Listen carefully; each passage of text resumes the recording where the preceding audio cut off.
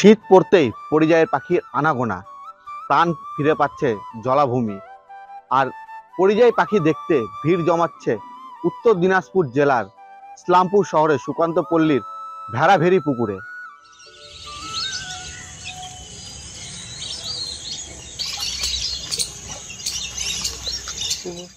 আসলে এটা শীতকালে যেহেতু খুব দেখা যায়, শীতকালে আসলে ওরা থাকবে, গোটা সিজন থাকবে, তারপর যেই গরম আসবে তখন ওরা অটোমেটিক চলে যাবে। এটা কোন এলাকার? এইগুলো কি পাখি?